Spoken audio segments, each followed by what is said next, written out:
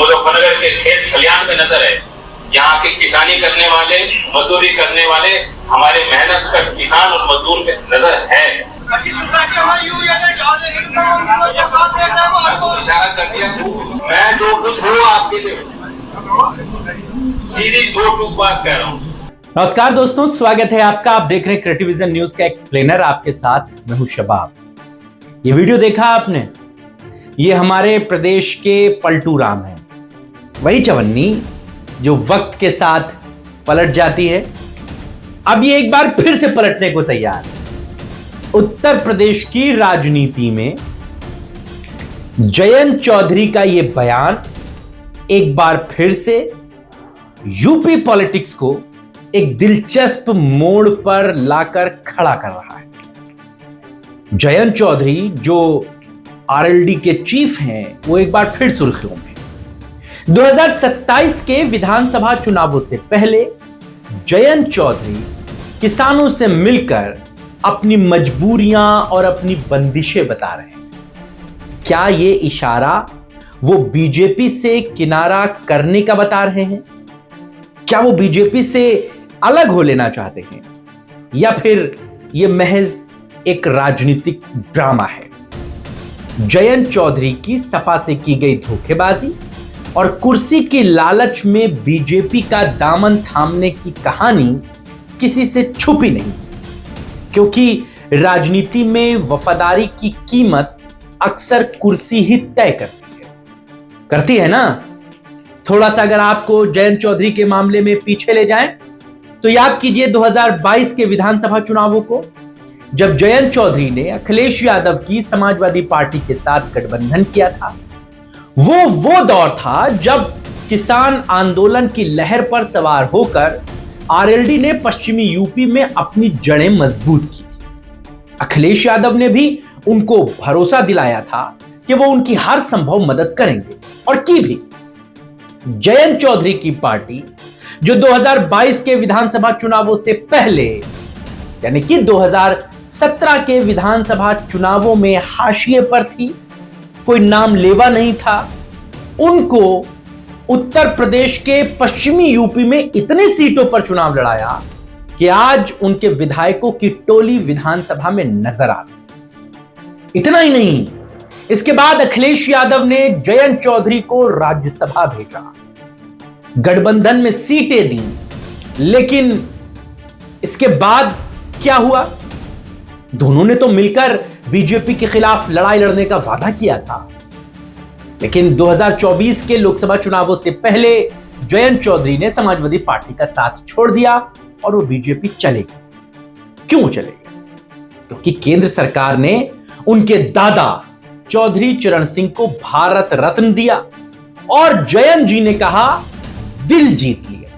वाह, क्या राजनीतिक समय था वो। सपा के प्रवक्ता तो यहां तक कहते हैं कि ये किसानों के खिलाफ काले कानून लाने वाली पार्टी के साथ जाना जयंत चौधरी का किसानों के मुद्दों पर मुंह मोड़ लेना जैसा था। जयंत चौधरी बीजेपी के साथ चले तो गए, लेकिन दो चीजों में वो फंस गए। पहला, किसानों के मुद्दे पर, और दूसरा, मुसलमानों के इश्यूज पर।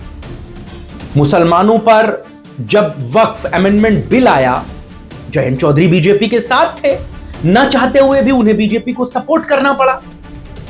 लेकिन जब वो बिल पास हो गया सदन से, उसके बाद हालांकि वो ज्वाइंट पार्लियामेंट्री कमेटी में चला गया, लेकिन बीजेपी को उनको सपोर्ट करने के बाद जब वो अपने इलाकों में गए तो मुस्लिम कार्यकर्ताओं का सामना नहीं कर पा रहे, मुंह छुपाए छुपाए घूम रहे थे जयंत। इतना ही नहीं, उनके आरएलडी से तमाम मुस्लिम नेताओं ने, संगठन से जुड़े हुए लोगों ने एक सिरे से इस्तीफे दे दिए। चौधरी साहब को लगा तो ये तो बड़ा डेंट हो जाएगा, क्योंकि पश्चिमी यूपी में जाट और मुसलमानों पर ही उनकी राजनीति केंद्रित रहती है। लेकिन मरता क्या ना करता, बीजेपी के साथ हैं तो उधर से ना तो हो नहीं सकती, अब जो छोड़कर जा रहा है जाए। दूसरा इशू था किसानों का।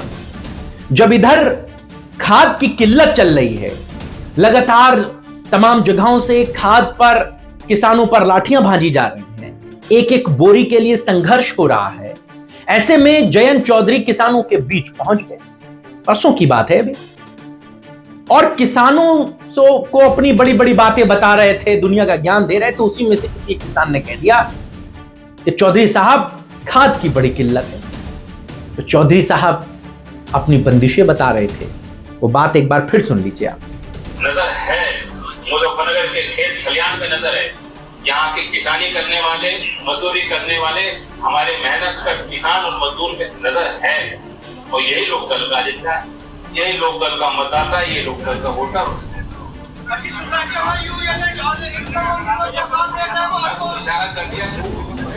इससे ज्यादा मेरी बंदिश है, मैं नहीं कह सकता।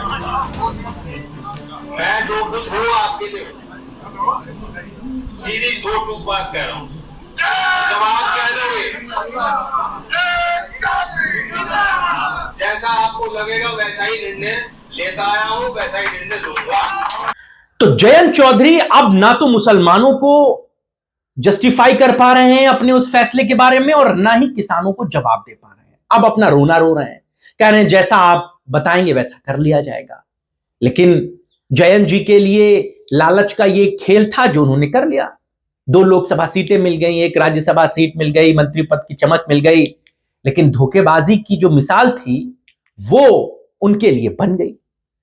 अखिलेश यादव की पीठ में उन्होंने खंजर घोंप दिया, और अब वही अखिलेश यादव जयंत के लिए मुसीबत बन गए, क्योंकि समाजवादी पार्टी पश्चिमी यूपी में मजबूती के साथ चुनाव लड़ने जा रही है, और जयंत चौधरी की आरएलडी को वोट बैंक की अब चिंता सता रही है।